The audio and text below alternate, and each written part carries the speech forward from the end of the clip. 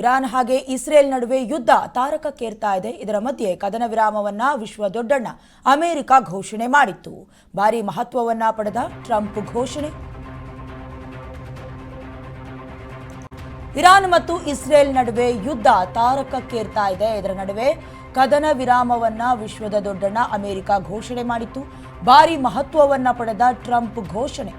Israel ಹಾಗೆ Iran ಯುದ್ಧವನ್ನ ನಿಲ್ಲಿಸ್ತಾರಾ? ಹಾಗಾದ್ರೆ Trump Iran ಮೇಲೆ ದಾಳಿ ನಡೆಸಿದ ಬೆನ್ನಲ್ಲೇ ಘೋಷಣೆಯನ್ನ ಮಾಡಿರುವುದು. ಇರಾನ್ ಹಾಗೆ ಇಸ್ರೇಲ್ ನಡುವಣ ಯುದ್ಧ ಭೀಕರತೆ ದಿನಕ್ಕೊಂದು ಟ್ವಿಸ್ಟ್ ಪಡ್ಕೊಳ್ತಾ ಇದೆ. ಹೇಳಬೇಕು ಅಂತಂದ್ರೆ 12ನೇ ದಿನಕ್ಕೆ ಇವತ್ತು ಕಾಲಿಟ್ಟಿರೋದು.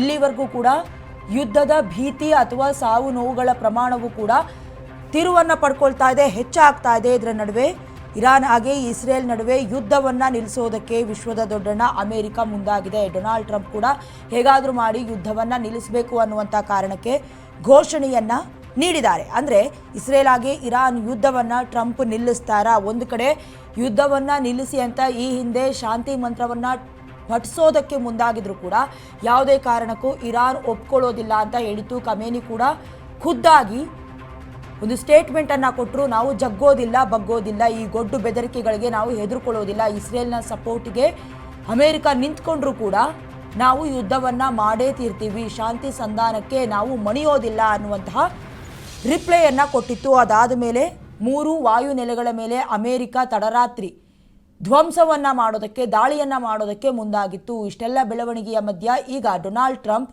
ಶಾಂತಿ ಸಂಧಾನವನ್ನ ಮಾಡೋದ್ರ ಮೂಲಕ ಯುದ್ಧವನ್ನ ನಿಲ್ಲಿಸಬೇಕು ಅನ್ನುವಂಥ ಪ್ರಯತ್ನದಲ್ಲಿದ್ದಾರೆ. ಆದರೆ ಯಾವುದೇ ಕಾರಣಕ್ಕೂ ಇರಾನ್ ಇದನ್ನು ಒಪ್ಪಿಕೊಳ್ಳುವಂತೆ ಕಾಣಿಸ್ತಾ ಇಲ್ಲ. ಈಗಾಗಲೇ ಹೇಳಬೇಕು ಅಂತಂದರೆ ಇರಾನ್ನ ಟೆಹರಾನ್ ರಾಜಧಾನಿ ಅಕ್ಷರಶಃ ತತ್ತರಿಸಿ ಹೋಗ್ತಾ ಇದೆ. ಕೆಲವೊಂದಷ್ಟು ಜನ, ಅದರಲ್ಲೂ ಕೂಡ ಇಸ್ರೇಲ್ಗೆ ಕಂಪೇರ್ ಮಾಡಿದಂಥ ಪಕ್ಷದಲ್ಲಿ ಇರಾನ್ನಲ್ಲಿ ಎಷ್ಟೋ ಜನ ಸಾವು ನೋವಿಗೆ ಕಾರಣರಾಗಿದ್ದಾರೆ ಅಥವಾ ಸಾವು ನೋವುಗಳನ್ನು ಅನುಭವಿಸ್ತಾ ಇದ್ದಾರೆ. ಮತ್ತೊಂದು ಕಡೆ ಸರ್ವೋಚ್ಚ ನಾಯಕ ಖಮೇನಿ ಕೂಡ ಅಡಗು ತಾಣದಲ್ಲಿ ಅಡಗಿ ಕುಳಿತುಕೊಂಡಿದ್ದಾರೆ. ಇಲ್ಲಿವರೆಗೂ ಕೂಡ ಪತ್ತೆ ಇಲ್ಲ. ಒಂದು ಕಡೆ 3 ಜನರ ಹೆಸರನ್ನ ಉತ್ತರಾಧಿಕಾರಕ್ಕೆ ನೇಮಕ ಮಾಡಿರೋದು. ಇಷ್ಟೆಲ್ಲ ಆಗ್ತಾ ಇದ್ರು ಇರಾನ್ ಮಾತ್ರ ನಾವು ಕೈ ಕಟ್ಟಿ ಕುಳಿತುಕೊಳ್ಳೋದಿಲ್ಲ, ಉತ್ತರವನ್ನ ಕೊಡ್ತೀವಿ, ಪ್ರತಿಕಾರವನ್ನ ತೆಗೆದುಕೊಳ್ತೀವಿ ಅಂತ ಶಪಥವನ್ನ ಮಾಡಿದ್ದಾರೆ.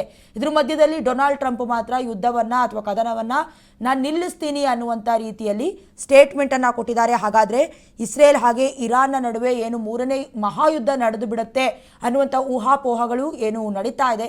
ಇದಕ್ಕೆ ಸಂಬಂಧಪಟ್ಟಂತೆ ಬಲಾಢ್ಯ ರಾಷ್ಟ್ರಗಳು ಕೂಡ ಒಂದು ಕಡೆ ಇಸ್ರೇಲ್ಗೆ ಸಪೋರ್ಟ್ ಮಾಡ್ತಾ ಇದ್ರೆ, ಮತ್ತೊಂದು ಕಡೆ ಇರಾನ್ನ ಪರವಾಗಿ ನಿಂತ್ಕೊಂಡಿದೆ. ಹಾಗಾಗಿ ಈ ಯುದ್ಧ ಭೀಕರತೆ ದಿನದಿಂದ ದಿನಕ್ಕೆ ತನ್ನದೇ ಆದಂತಹ ತಿರುವನ್ನ ಪಡ್ಕೊಳ್ತಾ ಇದೆ, ಮೇಜರ್ ಟ್ವಿಸ್ಟ್ಗಳನ್ನು ಪಡ್ಕೊಳ್ತಾ ಇದೆ. ಯಾವಾಗ ಏನಾಗತ್ತೆ ಅಥವಾ 3ನೇ ಮಹಾಯುದ್ಧ ನಡೆಯುತ್ತಾ ಅನ್ನುವಂಥ ವಿಚಾರಕ್ಕೆ ಈಗ ಡೊನಾಲ್ಡ್ ಟ್ರಂಪ್ ಬ್ರೇಕ್ ಹಾಕ್ತಾರಾ?